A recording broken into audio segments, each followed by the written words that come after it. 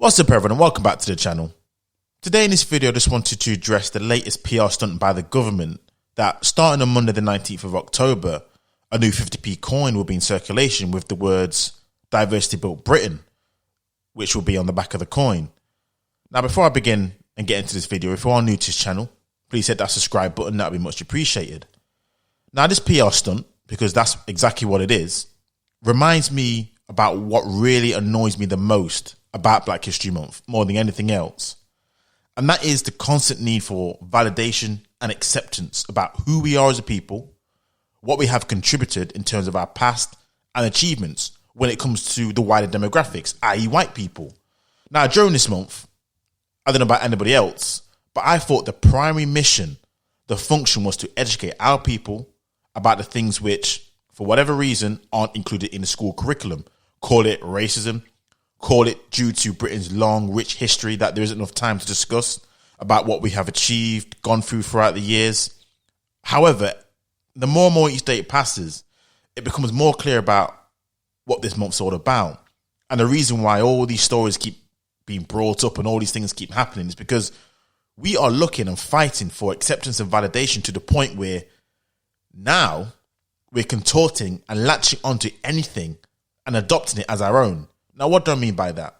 One example is of somebody by the name of Queen Charlotte.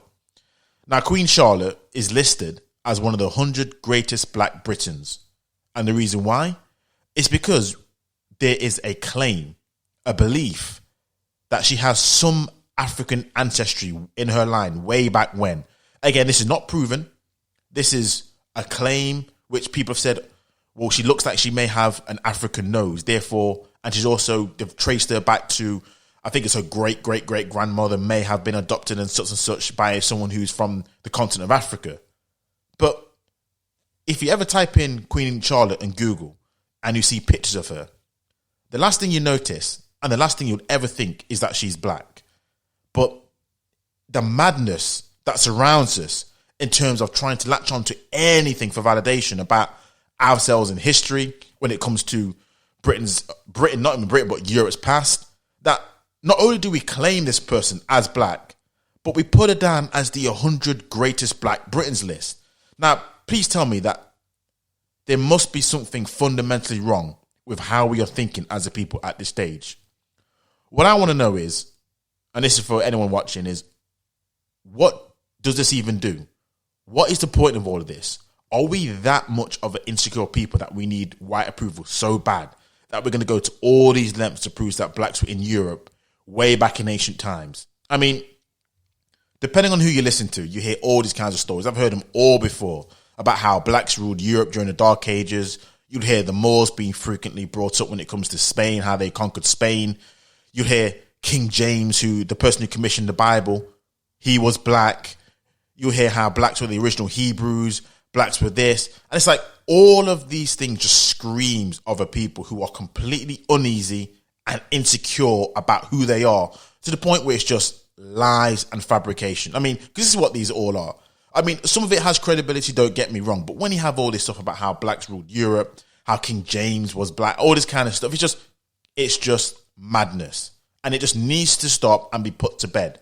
This month, again, I thought this month was supposed to be Black history, rooted in evidence now, regarding our past, which the future generation and even the current generation may not have even known, because a lot of things which even I had not known because I wasn't exposed to it. And the more and more you understand about these things, it enriches you as a person. But this madness needs to stop about us latching onto history, which clearly is not for us.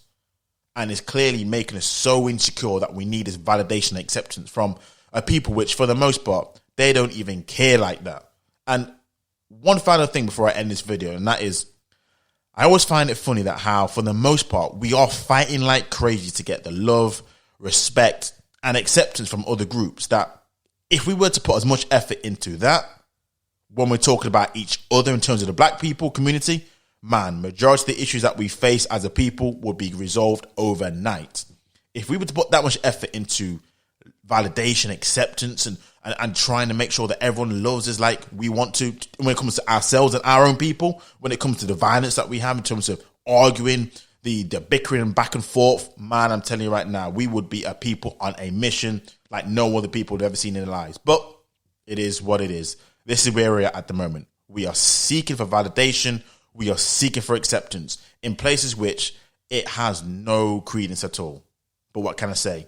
This is Black Folks in 2020. Thanks for listening, everyone. Until next time, I'm out.